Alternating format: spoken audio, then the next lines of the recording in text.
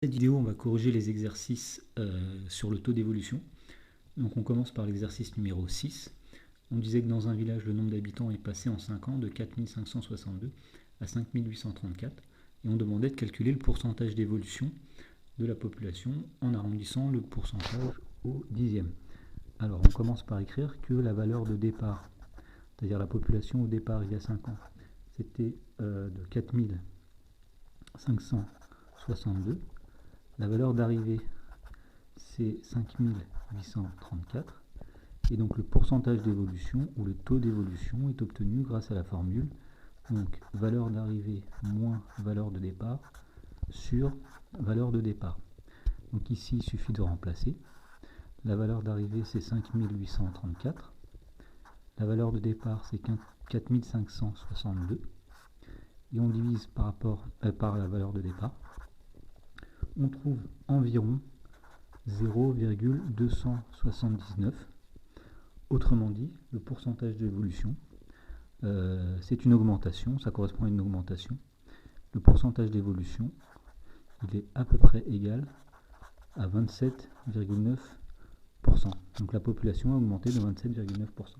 Exercice 7, on disait que le prix d'un litre de diesel est passé de 1,45 à 1,30 et on demandait aussi de trouver le taux d'évolution du prix du litre de diesel.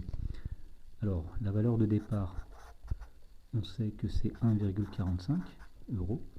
La valeur d'arrivée, c'est 1,30. Et donc le taux d'évolution qui va être négatif parce qu'on a une diminution ici. Alors on applique la formule, c'est la valeur d'arrivée moins la valeur de départ divisé par la valeur de départ.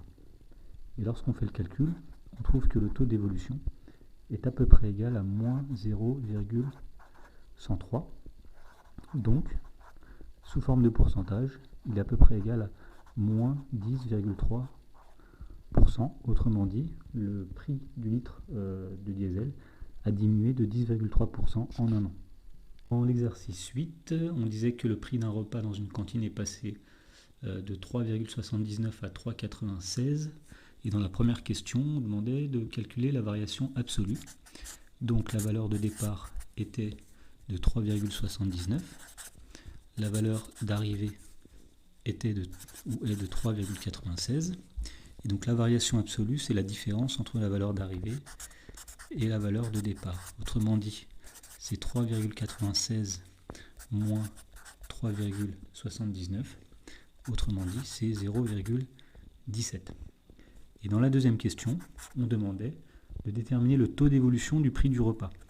Alors on applique la formule qui est toujours la même, c'est la valeur d'arrivée moins la valeur de départ divisé par la valeur de départ.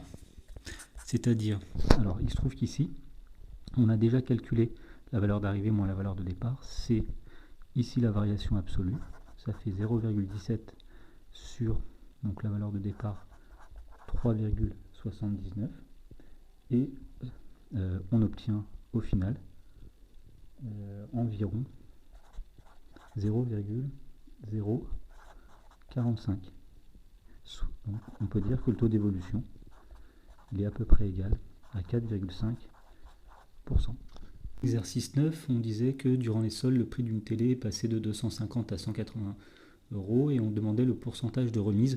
Autrement dit, c'est le taux d'évolution, hein, c'est le pourcentage de diminution. Alors, la valeur de départ de la télé était de 250 €. Sa valeur d'arrivée est de 180 €.